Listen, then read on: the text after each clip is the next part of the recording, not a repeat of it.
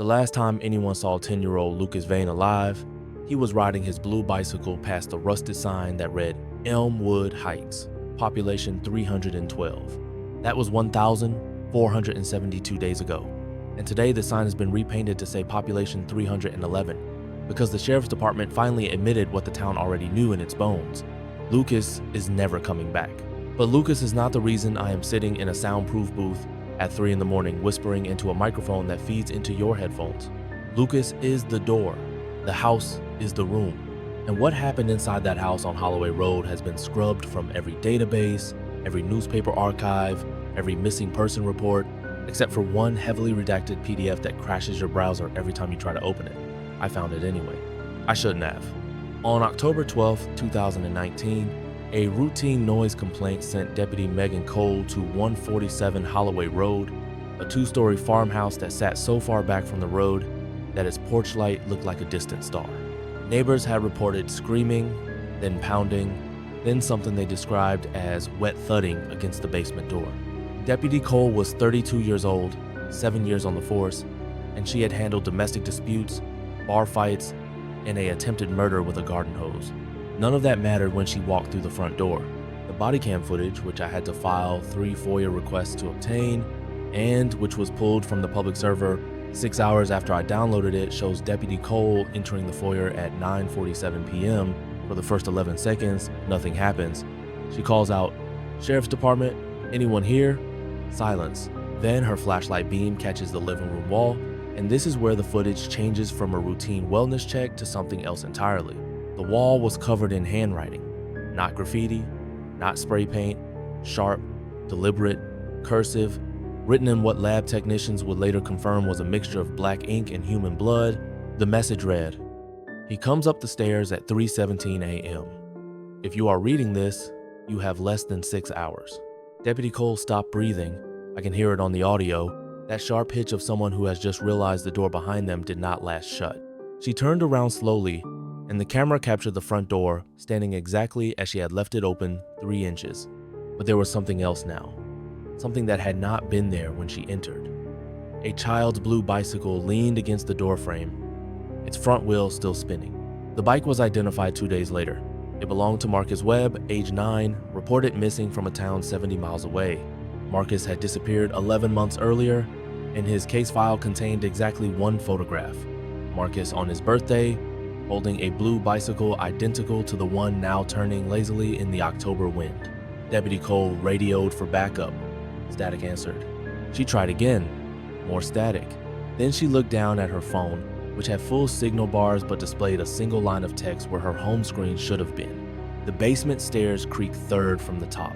Step over it. She did not go to the basement. Not then. What she did instead was what any sane person would do. She walked backward toward the front door, never taking her eyes off the hallway that led to the kitchen, because the kitchen light had just flickered on. It stayed on for 2 seconds, then off for 1, then on again in a rhythm that matched exactly the pattern of a distress signal. 3 short, 3 long, 3 short, S, O, S. Someone was in that kitchen, and someone wanted her to know they were there. Deputy Cole reached the front door, grabbed the handle, and pulled. The door did not move. It had been open 3 inches when she entered. Now it was sealed shut, not locked, not jammed, but sealed, as if the wooden frame had grown into the doorframe overnight. She rammed her shoulder into it once, twice, 3 times, and on the 3rd impact, the kitchen light went out, then the living room light went out, then the flashlight on her body camera began to dim, not die, but dim slowly, like a candle running out of oxygen, until the only light came from the basement door at the end of the hallway, which was now glowing a faint, pulsing orange. Not fire, not electricity. Something else. Deputy Cole's breathing turned into hyperventilation, and the body camera captured every second of it, including the moment she whispered into her radio one last time, "There's someone in the basement." I think there's more than one. I think they've been here for years. The radio crackled once. The body camera recorded the ceiling for the next 47 seconds because she was staring up at something out of frame, something that made her start crying without making a sound, tears running down her face while her mouth formed words that the microphone could not pick up. Then The footage cuts to black. Not corrupted, not damaged, but cut, deliberately, by someone who had access to the camera's internal storage. When the footage resumes 3 hours later, Deputy Cole is sitting in her patrol car, parked 6 miles from Holloway Road, with no memory of how she got there. Her uniform is clean, her hands are clean, her body camera shows her exiting the house at 9:52 p.m., walking calmly to her car and driving away at exactly the speed limit. But here's what the official report left out. What I found buried in a transcript from her psych evaluation 6 weeks later. Deputy Cole told the department psychologist that she did remember something.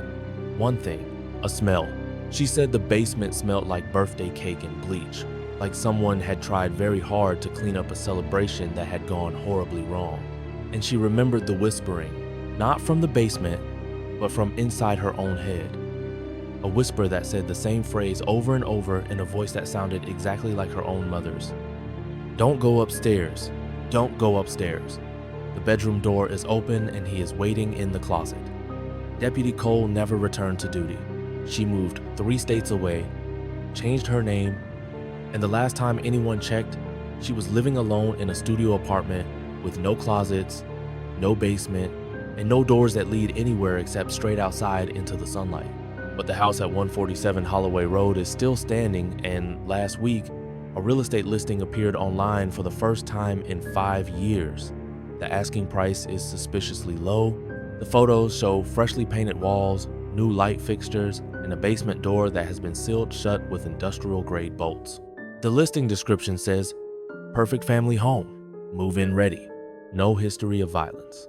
The listing has already received 17 offers, all above asking price, and the new owners are scheduled to receive the keys this Friday. They have 2 children, a boy age 8 and a girl age 11. The girl just got a new bicycle for her birthday. It is blue. The new owners of 147 Holloway Road were the Keller family, and they moved in on a Friday afternoon when the sun was so bright that the house looked almost welcoming, the kind of place where you can imagine Thanksgiving dinners and birthday parties and children falling asleep on the couch. David Keller, 41, an architect who designed buildings that would never know the weight of a body hidden in their walls. Elena Keller, 39, a neonatal nurse who had held dying babies in her hands and never once flinched. Their daughter, Maya, 11, who had asked for a blue bicycle for her birthday and received it, a detail that made Detective Frank Morelli choke on his coffee when he read the file 3 months later. Their son, Caleb, 8, who loved construction paper and glue sticks and had already drawn a picture of his new bedroom, a drawing that showed a window that did not exist and a closet door that was slightly open. The family spent their first night eating pizza on cardboard boxes, laughing about the lack of Wi-Fi, and falling asleep to the sound of wind moving through the trees behind the house. At 3:17 a.m., Elena woke up because the temperature in the master bedroom had dropped 20 degrees in what felt like a single breath. She reached for David, but his side of the bed was cold. Not empty cold, but death cold. The kind of cold you feel when you touch a metal railing in January. She sat up and saw David standing at the foot of the bed, facing the closet, completely still. She called his name 3 times before he turned around, and when he did, his eyes were open, but they were not his eyes. They were the eyes of someone who had been watching something unspeakable for a very long time. He said, "The basement stairs creak 3rd from the top. Step over it." Then he blinked, gasped, and had no memory of getting out of bed. That was the first night. The second night, Maya woke up to find her brother Caleb sitting cross-legged on her bedroom floor, cutting construction paper with a pair of safety scissors. She asked what he was making, and he held up a shape that looked like a small door.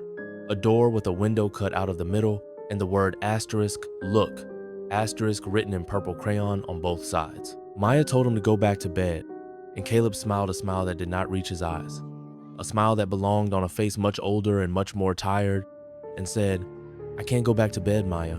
The man in my closet wrote my name on the wall, and he says if I don't finish the doors, he'll come out and show me what happened to the boy who lived here before us." Maya ran to her parents' room, but when they checked Caleb's closet, the wall was blank, the closet was empty, and Caleb was already back in his own bed, sleeping peacefully with his hands folded over his chest like a small corpse in a coffin. The third night, Elena was alone in the kitchen at 2 a.m., unable to sleep, when she noticed that the basement door, the one sealed with industrial bolts, the one the real estate agent had assured her was a storage area that the previous owners had permanently closed, was vibrating. Not shaking, not rattling, but vibrating at a frequency she could feel in her molars. She pressed her palm against the wood, and the vibration stopped instantly. She pressed her ear against the door, and what she heard made her pull back as if she had been burned. It was breathing. Slow, deliberate, wet breathing. The kind of breathing that happens when someone is trying very hard not to make a sound but has something lodged in their throat. Elena did what Deputy Cole had done 5 years earlier. She backed away slowly, turned off the kitchen light, and went upstairs without looking behind her. But here is what Elena did not know, what she could not have known. Because the police report had been sealed and the online listing had been scrubbed and the neighbors had been paid to keep their mouths shut, the basement door at 147 Holloway Road had been opened 3 times since Deputy Cole's visit. The first time was by a plumber named Gerald Meeks, who had been called to fix a leak in the main floor bathroom and had mistaken the basement door for a utility closet. Gerald was found 2 days later in his own truck, parked in his own driveway, with no memory of how he got there, and a series of shallow cuts on his forearms that spelled the words asterisk, don't ask asterisk, when held up to a mirror. He died of a heart attack 6 hours after the cuts were photographed. The second time was by a teenager named Brianna Wu, who had broken into the house with 2 friends as part of a dare. Brianna was the only one who went near the basement door, and she was the only one who did not come out of the house that night. Her friends ran when they heard the sound of her screaming, a scream that lasted exactly 4 seconds and then stopped, not faded, not trailed off, but stopped as if someone had placed a hand over her mouth and then something else over her entire existence. When police searched the house the next morning, they found Brianna's phone on the basement stairs, still recording video, still pointed at the closed door at the bottom of the staircase. The video was 12 minutes long, and the first 11 minutes and 57 seconds showed nothing but darkness and the sound of Brianna's terrified breathing. In the final 3 seconds, the video captured a whisper that forensic audio analysts confirmed was not Brianna's voice. The whisper said, asterisk. She is number 4. Tell her mother she said hello. Asterisk. Brianna's mother had died 7 years earlier of a brain aneurysm. Her name was Margaret. The whisper had said asterisk. Tell her mother asterisk, but the voice was not Margaret's. The voice belonged to a man. The third time the basement door was opened, it was opened by the Keller family's dog, a golden retriever named Gus, who had never shown any interest in doors before. At 4:33 a.m. on the 4th night, David Keller woke up to the sound of scratching.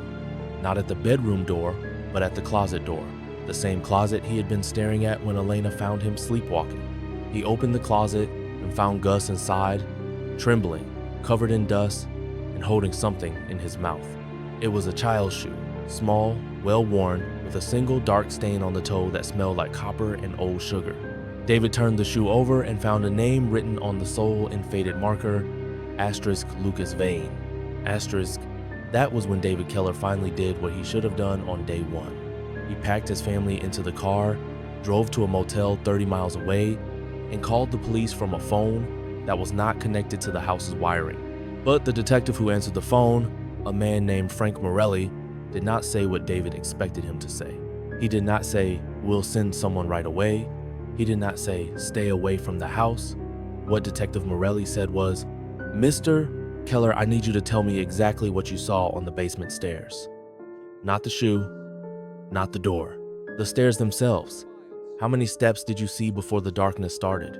David thought about it. He had been in the basement hallway only once, just for a moment, just long enough to see the top 3 steps leading down into blackness. But he remembered something now, something he had not consciously noticed. The 3rd step from the top was a different color than the others. Darker, older, worn down in the middle as if someone had been standing on that exact spot for a very long time, waiting. "There are 13 steps," David said. "I saw 13 steps." Detective Morelli was silent for a long moment. Then he said, "There are only 12 steps in that basement, Mr. Keller. We counted, we measured, we tore the whole staircase out and rebuilt it, and every single time, there were 12 steps." The line went dead, and in the background of the disconnected call, David heard something that made him throw the phone across the motel room. It was the sound of a child humming a birthday song, slow and off-key. from somewhere deep underground. Detective Frank Morelli arrived at 147 Holloway Road at 6:12 a.m. on a Sunday morning, alone, against direct orders, with a crowbar in one hand and a voice recorder in the other. He had been a cop for 23 years, and in that time he had seen things that would make the average person swallow their own tongue. But he had never seen a staircase with an extra step that did not exist. He had also never seen a missing person case quite like Lucas Vane's. He had reviewed the file so many times that the paper had grown soft as fabric. Lucas Vane, age 10, disappeared from his backyard on June 14, 2017. His mother, a woman named Sarah Vane, had looked away for exactly 90 seconds to answer her phone, and when she turned back, Lucas was gone. His blue bicycle was still there, leaning against the oak tree, his kickstand down, his handlebars still warm from his hands.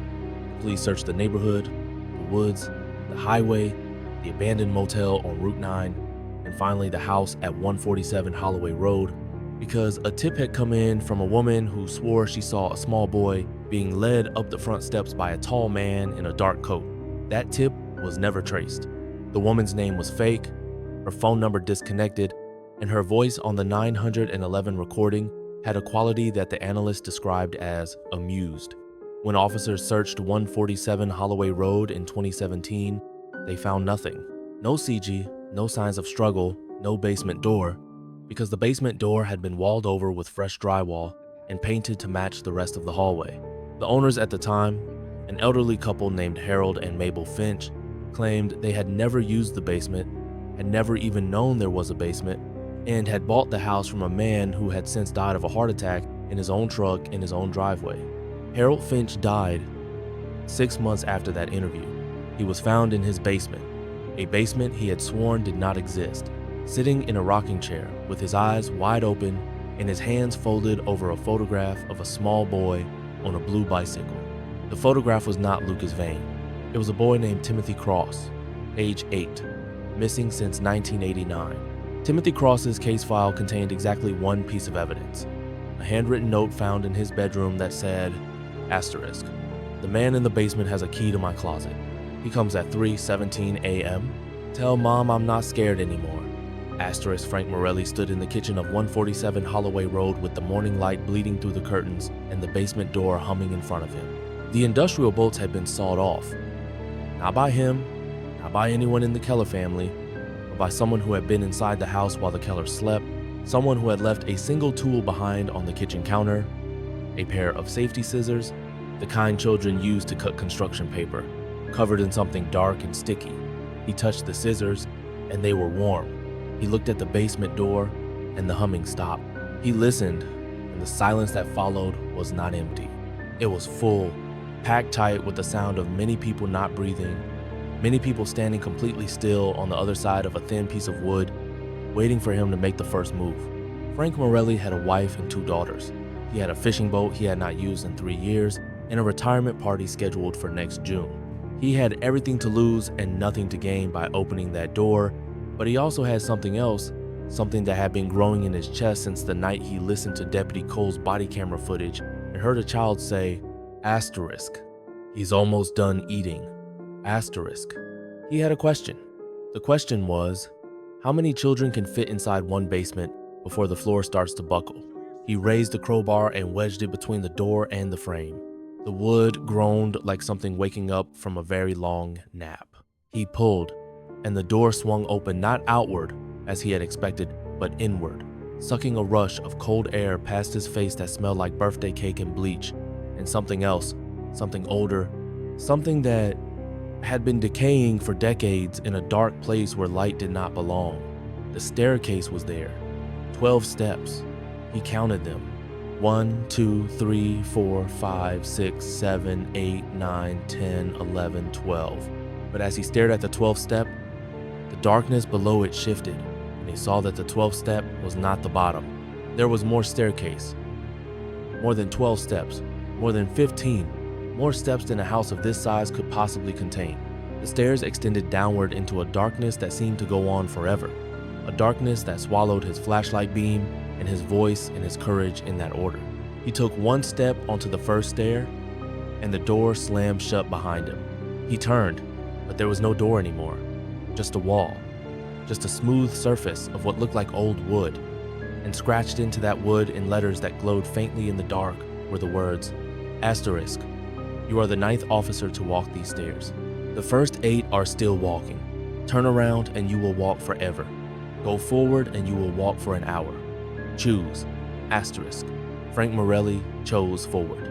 He walked down the stairs for what felt like an hour, then 2, then 3, his legs burning, his breath frosting in the air, his flashlight beam illuminating nothing but the next step, and the next, and the next. And then the stairs ended. He was standing in a room that was not a basement, not a cellar, not anything that belonged under a house in a small town in America. The room was circular, and the walls were covered in photographs. Hundreds of photographs, thousands, all of children, all of them smiling, all of them posed in front of the same blue bicycle, the same oak tree, the same house at 147 Holloway Road. The photographs were arranged in rows, and each row was labeled with a year, going back to 1952. Frank Morelli walked the circumference of the room, and every face he saw, every child, every smile, every blue bicycle belonged to a missing person whose case had gone cold, whose file had been closed, whose parents had died waiting by a phone that never rang. He counted the photographs. He stopped counting at 217. In the center of the room, there was a table. On the table, there was a plate. On the plate, there was a single slice of birthday cake. Fresh, the frosting still soft, the candle still smoking. The candle had been blown out recently. The wax was still warm. And next to the plate, there was a note written in purple crayon on a piece of construction paper cut into the shape of a door. The note said, "Asterisk, thank you for coming to my party. I have been waiting for you for a very long time. The other officers are in the closet. They don't need to eat anymore, but you look hungry. Sit down. The stairs creak 3rd from the top, but you won't be using the stairs, detective. You'll be staying here with us forever." Asterisk Frank Morelli's voice recorder was found 3 days later in the kitchen of 147 Holloway Road, sitting on top of a stack of missing person reports that had been pulled from a filing cabinet that did not exist the day before. The recorder had captured 47 minutes of audio, but only the first 12 seconds were intelligible. In those 12 seconds, Frank Morelli can be heard saying, "There are children down here. Dear God, there are so many children. And they are not alone. He is here. He has always been here. He is..." The rest of the recording is static, but forensic analysts have noted that the static forms a pattern when played backward, a pattern that sounds like a child's voice, humming a birthday song, over and over, slow and off-key, from somewhere deep underground. The house at 147 Holloway Road was demolished 3 weeks later. A shopping center was built on the land. The shopping center has a food court, a movie theater, and a small playground with a single blue bicycle bolted to the concrete, a memorial to no one in particular. But here is what they did not find when they tore down the house: a basement. There was no basement. There never was. The ground beneath the foundation was solid earth, undisturbed for centuries. Not a single footprint, not a single trace of the 217 children whose photographs lined a room that did not exist. The case remains open. The blue bicycle is still there, and sometimes, late at night, when the shopping center is empty and the security cameras are blind, the bicycle's front wheel begins to spin on its own. And if you listen very closely, you can hear a whisper coming from the ground beneath the concrete. A whisper that says the same 3 words over and over, in a voice that sounds like every child who never came home. Asterisk. Step over it. Step over it. Step over it. Asterisk. But the 3rd step from the top does not exist here. There are no stairs. There never were. Which means the whisper is not coming from below. It is coming from behind you. And it has been there the whole time.